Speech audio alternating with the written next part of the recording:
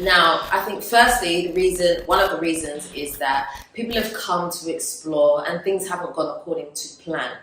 Now, when you come to Ghana, no matter how much planning you do, you cannot plan for every single eventuality. And remember that when you come, you're coming to a new experience. This is not going from one West country to another West country where there are systems in place to maybe protect you. There are things that can help you. It's not like that. It's very, very different. So literally when you move to Ghana, anything can happen, you know.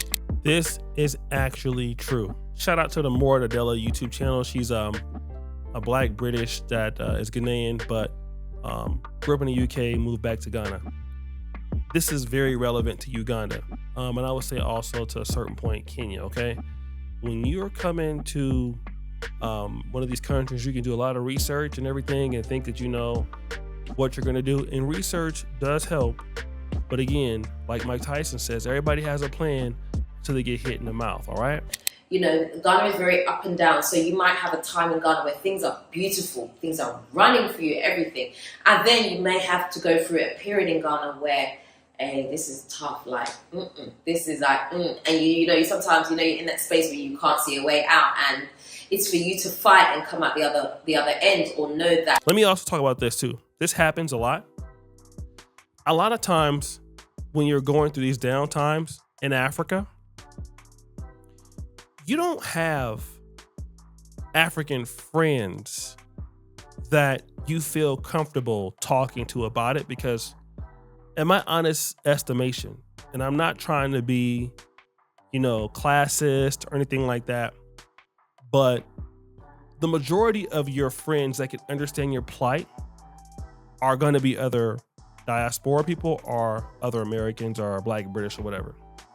Because when you are telling somebody, typically from Africa, your issues, you know, they'll try to empathize, but they're going to look at you as, hey, well, you're still privileged. You still have it. In many cases, while you're telling them that, they could come back and ask you for something still. Oh, you don't have it? Oh, okay, you're going through it.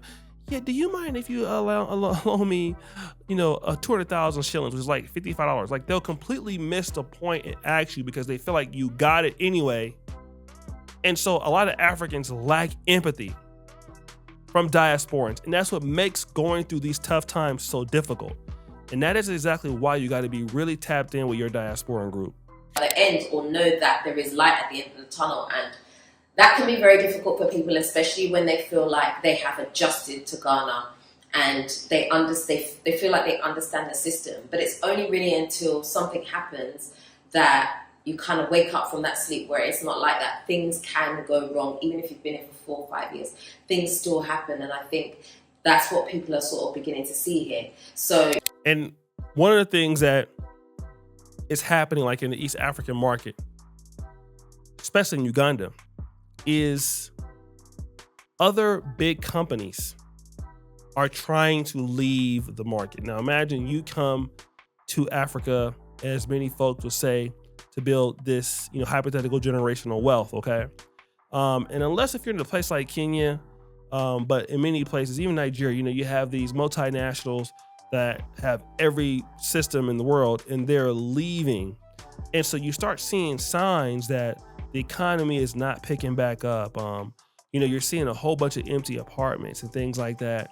And, you know, it's tough to deal with, especially when multinationals that are competitive, you know, killing it around the world are leaving. So, you know, last time we were talking about, you know, I said, don't stop calling people scammers, right? But let's be honest, there are people here who are scammers, right? And I'm not talking about the diaspora, I'm talking about everybody, Ghanaians, diasporans, everybody. Like, there are scammers within the system, and some people have fallen prey to some of those things. And so when that happens, it shakes people and they feel like, it leaves a bad taste in their mouth for Ghana. And I feel like... Let's talk about the scammers. We already know about the husband and wife duo over in Tanzania by the name of T3andMe. I'm going to mention them by name. Right now, they're using fear tactics on their YouTube channel.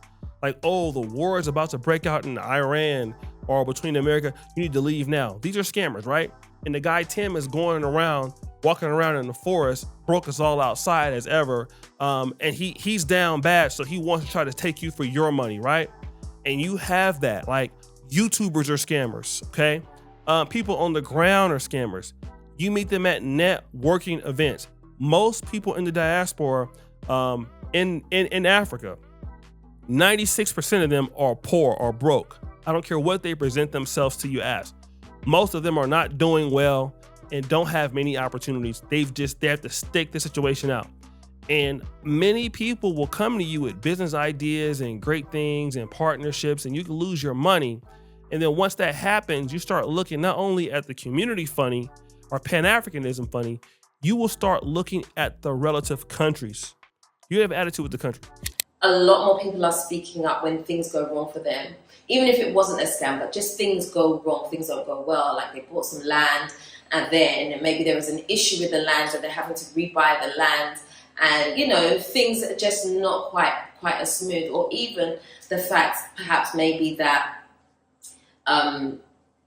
you've come here, you've experienced for Ghana for a few years, and you feel like you've had enough. And that's okay to have enough, because also it's a lot more expensive to stay here than what you think. Usually you would think that within a certain amount of time that your project would have been off the ground by now and you're making money. And the reality is that the further you get into the system, you start to figure out how the system works and how to attack the system. And you've already ran out about $200,000, but now you have a better way to attack it. But it took you that $200,000 to figure it out. And so now you're like, wow, I wish I had that 200 grand back. I know, but now you don't have that money. So you're trying to scramble to get yourself back, you know, in the game, right? So you might have to go back to the States and then come back and try it again. You know, I don't believe in the whole thing of I moved to Ghana and now this is the only place that I can ever live in my whole life. Some people will come to Ghana and they'll find that their time in Ghana has come to an end, right? So they might have been here for 5 years and you feel like, okay, I've done my time in Ghana. I want to try somewhere else. And that's also perfectly acceptable. And so I feel like after your return, I think that some people are going through that transition now where they're like, they just want to try somewhere else. Maybe they want to try South Africa. They want to try Kenya. They just want to try some of these other African countries. Or sometimes they just want to go back home. Mm-hmm. And that's fine as well. I've seen people do that. I've seen people come here, start businesses even, establish themselves, and it feels like they're going to stay, but they eventually do go home for one reason or another. Sometimes it's for family issues. Maybe they didn't have a family before, now they want to start a family, so they go back to go and have a family. Or sometimes their children are a certain age and they feel like they want to put their children into a school. You know, schools here, if you have children putting your school here, your child in school here, it takes a lot of finance. It's almost like putting your child into private school in the West. It's, you know, it's like having a mortgage. And so not everybody wants to do that. So sometimes your children get to a certain age where I've got to take them back. And so their time in Ghana kind of ends and they go back, you know, they're trying to work out how they can make it work. You know, various different things pop up for people. Life happens, basically. Life happens. And so people sometimes have to transition back to wherever they've come from or another journey somewhere else. And that's, like I said, that's perfectly acceptable if that's what is going to happen. But I think another reason that, you know, a lot of Black Americans are also moving back is job opportunities, finance. Things get tough, the fluctuation of the city and all of that, it can really affect you a lot. And I've said this before, like if you don't come to Ghana with the mindset that this is where I'm coming to stay, and you leave yourself always open to, I'll just go back. It's just a 6-hour flight. It's just a 16-hour flight. It's a 13-hour flight, whatever. You're going to go back because anytime anything shakes you, you're going to go back. And Ghana. This is also very true of Uganda, okay? When I came back to live here in 2022, COVID has it was still going on, but it was opening up. So Uganda went through a time where there was lockdowns, like it was in many different parts of the world. So the events stopped, you know, and so the event industries are coming back. We were able to see, you know, like Jameson hangouts, and, you know, every month it was here. Blankets and Wines was here, was selling out. There was the A. Bryant's Fashion Awards that came back and all of this stuff, right? But the issue was that the economy never rebounded. The jobs were lost during COVID, and then the jobs never came back. And so a lot of the productivity that was before COVID, and which made Kampala such a vibrant city, a big entertainment nightlife, probably the best one in Africa, it died off. The Ciroc brunch was here. It just recently ended, okay? So, and the reason why is this is a place that needs a lot of investment still. A lot of customer service training still, okay? So what happens is that you wear many hats as the investor, as the trainer, and then you get so far spent on doing so many different things, you may not be able to focus on earning, especially if you're doing work for, business to business, waiting to get paid. That takes a pain in the ass here. Running around for your money is a pain. And then what you find out doing is what most people are doing in living in Africa. You're trying to work and do consultations and get money from the African American community in America, right? So you move to Africa and then all your business is tied up in America because you can get the money right away or at certain points. And you just don't have any opportunity because you get tired of being a business owner. And there are days that I'm gonna even go outside. There are days that you have meetings, trainings. You got to go to the bank. That takes all day. And when you want to go back to the States, you might just want to go back and just live a regular life where you're not an entrepreneur in a country that you don't understand. And that it's hard. It's a lot of things you can basically be fruitful here. But let's say, for example, like me, I'm now not just a YouTuber anymore. I'm the creative director of Uganda. So I come up with creative ideas how to attack the market for the Pan-African dating show or how to work with other brands in doing so. And so that's something that I didn't do before 2022, but it's something that I do now. And that takes away, from my own earning potential I had previously. So if this is you, earning potential is gonna be non-existent. Everybody's fighting for the little bit of money that's in this market. And Ghana is like that, okay? So you must keep that in mind. Ghana is definitely going to shake you. But the thing about Ghana shaking you is that it actually puts you through a fire to refine you. Mm-hmm. And not everybody can withstand that fire. And that's fine. And this video is not about trying to shame people that can't make it here. It's not about you can't make it here. It's just that sometimes life happens, things happen, circumstances change. And so where the influx of people came in and felt like they could make it, they can live here, after some time, the realization really does hit where they feel that this is not a long-term game plan. For some of these people, they have bought houses already. They have established themselves, they've established businesses, and they just have to move on. Let me say this also. When you're an entrepreneur in this market, and if somehow you need to have some of your income from this market, the local market, right? Which the local market can make anybody rich or poor like anywhere else. You don't understand how much you need to go after the business.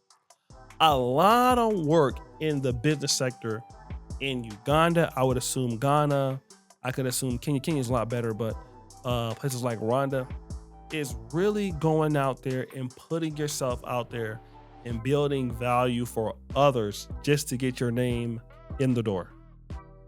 So you're going to do a lot of free work. You're going to build not only the business you run from scratch, you're going to be trying to put yourself out there for the marketing and social media and everything. You're going to just to get yourself out there to be somebody that is a person that is considered to be legitimate. And we don't look at how hard that is. You're looking at coming to Ghana or Uganda or any place and saying, hey, I want to come in. I got a business idea. I can close this in the market like that. And you could be right. And you don't really understand like how much energy it takes for you to not only teach your business to people that work for you or work with you, but to go out and actually get that business, to even put yourself out there to be possibly in that business, in that market. You don't know how hard that is, okay? Like I have the Pan-African dating show, right? You're probably seeing this in the background. Pan-African dating show, it's an evergreen content thing. I'm just using it as an example. When we have a speed dating event, when we want to go out and create content on the street. We're taking our spin the wheel out there. We're taking the prizes out there. Like we're really, and we know that we're not going to make any money off TikTok or short form, but we just want to put ourselves out there just so that we can reach somebody and collect contacts. And this is stuff you're doing for free just to build a base. Before you can even get to the money, you're trying to build the base. And a lot of businesses like that. In America, it wouldn't be like that. But here it's like that. There's so many extra steps that you don't know. And it's problematic for some people.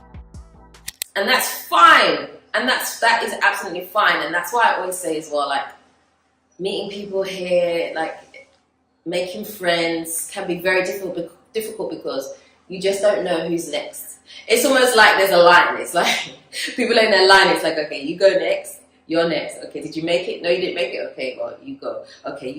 Let me talk about this too, right? I've had some of the best people that, families come and help you, especially in Uganda, right? We had a husband and wife team. Loved them a lot, all right? Temporarily, they've left. But they were in charge of organizing our diaspora meetings every month, and that group was going. When they left and went back to where they were at, our group died, okay? Our group died. So I went to Kenya. I was at the Nairobi Nexus. Shout out to, I think it's Alina. There's a Tim over there. Kevin, brother Kevin, I interviewed him. They have like 60 or 70 people coming to these things, right? I think they have one on July the 3rd. This video might come out after that. But they already have help here in Kampala. When you have people that were vital to your community and then they have to go back, it kills your stuff. Like if they have kids, if they have, like all of them become a part of your family, and then that hurts when they leave. And it demoralizes the group when talented people that join your community leave. It hurts a lot, okay? You pass, you go. You didn't pass, do you know what I mean? It's kind of like that. And so the transition for people can be difficult. Ghana is romanticized so much by people that it leaves them open for disappointment all the time, and it happens. I want to talk about that. A lot of pro-blacks, Pan-Africans, romanticize Africa too much in general. People say I'm negative about the continent. I love it. There's benefits, but it is hard. It's the hardest thing I've ever done. I thought medical school was hard. I left medical school saying, hey, listen, medical school, I can go back to Uganda and it'll be a breeze. It's 15 times harder than medical school, all right? We romanticize the opportunities here, the generational wealth, the opportunity to be on the continent, to not be discriminated against as black people and all that. And that is true. Those opportunities are here. Things you can do is here. But you're not looking at the other stuff, right? And the day in and day out, the grind, the power outages.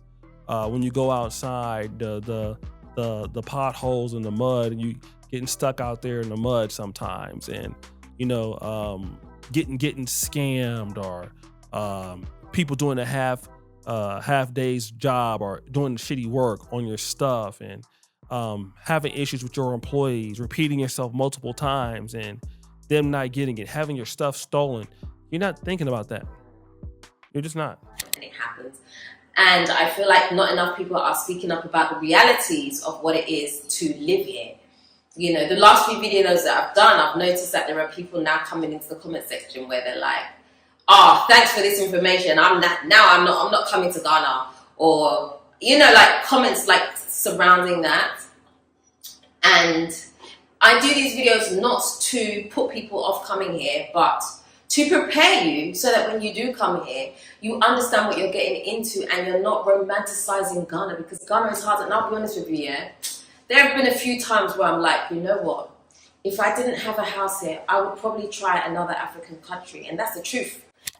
So let's talk about also that, like romanticizing the fact that you're going to come back and all blacks will look at you as a brother or a sister or whatever, and no, you're a foreigner, right? I had somebody that's lighter than me call me white 3 days ago. You're white. You know what I'm saying? And you're not going to be in situations where you're given parity, but you're going to meet awesome people. Also, you're going to change, right? You're going to see opportunities. You're going to be able to add so much onto wherever you're at if you can stick with it. You're going to be able to do some things for your family in the future that you wouldn't have been able to do. That's also the capability and the passion of loving Africa and working in Africa and trying to make Africa work for you and giving yourself the opportunity to do something outside of the box. But it doesn't come easy, right? And we need to know that work has to be there. And you're going to have to be impressing a lot of people. You're starting over again, impressing a lot of people. You might be impressed people at age 50. Imagine you're you're a retired military person. You're coming to Ghana to do business. You've been a lifer in the military from 18 to 38 or 18 to 40, whatever. You come to Africa, you start all over again. All right, no matter how much money you got. And that might shock some of you because I am Ghanaian, but sometimes I do feel like I would like to try somewhere else. But for me, starting over in another African country would be a lot, especially if I didn't understand the culture. I think even though I'm Ghanaian and I've come to Ghana, I've experienced some things here which I didn't expect. And so for me, I have that mindset of if I was to take that same thing and go to another country, but this time without any background knowledge, that would be quite frightening for me. So I don't understand how some of you do just pick up and leave and come to Ghana like, what? that thing always amazes me. But yeah, there's definitely been times where I've been like, I would like to try somewhere else, and I think that's pretty normal. I think that people go through phases here as well. And you have to understand the phase that you're in when you come here. Sometimes you need a break from Ghana. Mm-hmm. You just need it's not that you even want to leave, you just need a break. You might need a 6-month, a 1-year break. You need to. I agree.